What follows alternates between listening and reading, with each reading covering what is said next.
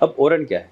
ओरन, इस बात को हमें समझना होगा कि ओरन और हम जो हैं, हमारा जो जीवन है वो एक दूसरे के पूरक है। उसका नाम परिवर्तन करके आप जो है उसे डीम्ड फॉरेस्ट घोषित कर दोगे। डीम्ड फॉरेस्ट में डीम्ड फॉरेस्ट की कोई डेफिनेशन भी अभी तक पूरी तरह से सामने सरकार ने नहीं रखी है। सुप्रीम कोर्ट ने भी इस बात को पूछा कि डीम्ड फॉरेस्ट आखिर है क्या, इसकी पूरी डिफाइन तो कीजिए। इंग्लिश में कहते हैं cutting of head is not a cure of head. Sir दर्द का इलाज सर काटना नहीं है।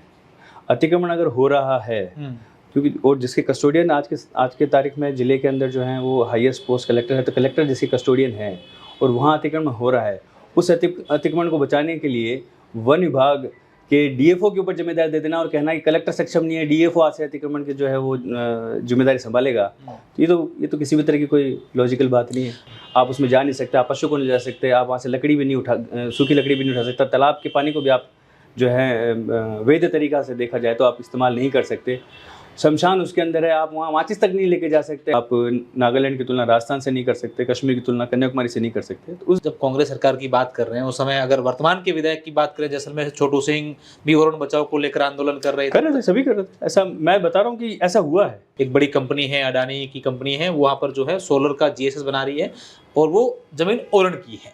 ऐसी बातें आई है, कोई कह रहे हैं कि खासदारी जमीन है। बिल्कुल, अगर वो जमीन ओरन की है तो निश्चित रूप से आप तो ये बता रहे हैं कि उस पर काम होना चाहिए या नहीं होना चाहिए। मैं ये कह रहा हूँ कि जिसने आवंटित की है जिस भी ने भी ओरन की ज़मीन, चाहे वो कोई भी हो, तो उस पर कानूनी रूप से जो है कार्रवाई होनी चाहिए। कह रहे हैं कि वो डीएनपी से फलां रोड निकल गई है, ये हो गया है, वो हो गया है, श्रेय लेने की होड़ मची हुई थी, एक दूसरे के ऊपर गला फाड़ रहे थे आपस में ही कि ये मैंने करवाया है। कोई वो बोल रहा है कि मैंने करवाया, किसी ने कहा कि मैं 25 साल से इसमें लगा हूँ, किसी ने कहा कि मैं 2.5 साल से इसमें लगा हूँ, किसी ने कहा मैंने तो 2.5 महीने में ये कर दिया, किसी ने अपने सोशल मीडिया के व्यूअरों को ज़मीन पर छोड़ रखा है, किसी ने प्रेस कॉन्फ्रेंसेस करवा रहा है, कोई फोटोग्राफ्स बता रहा है।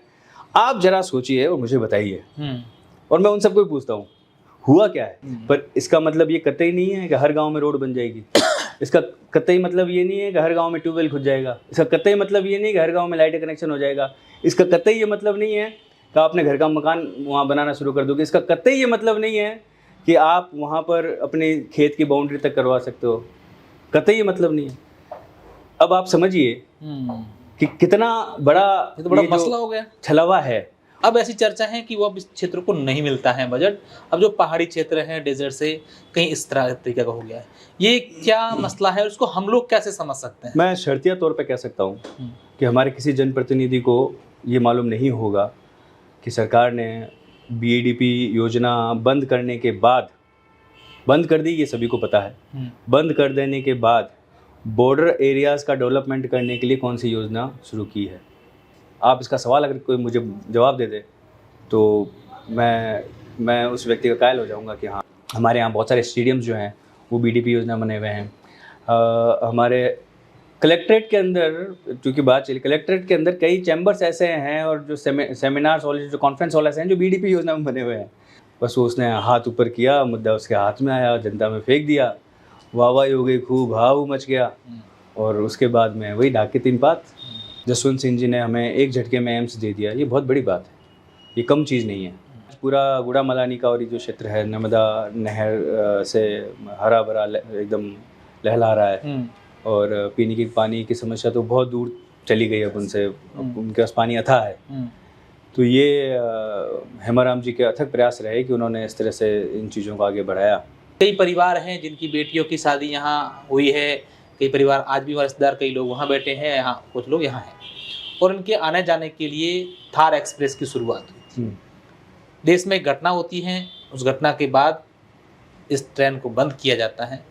इस मुद्दे को लेकर आपने प्रखरता से आवाज़ उठाई, कई बार रेल मंत्रालय को पत्र लिखे, ये हुआ। इसका असर वर्तमान में इस क्षेत्र के लोगों पर क्या पड़ा? और मैं आपको इस बारे में बताऊँ ही नहीं, और अगले दिन आके मोबाइल आपको ले जाऊँ कि आप मोबाइल तो जब्त करने का आदेश हो गए, तो मुझे उससे पहले ये बताना चाहिए आपको कि ऐसा ये है, ये चीज़ आदेश निकला है।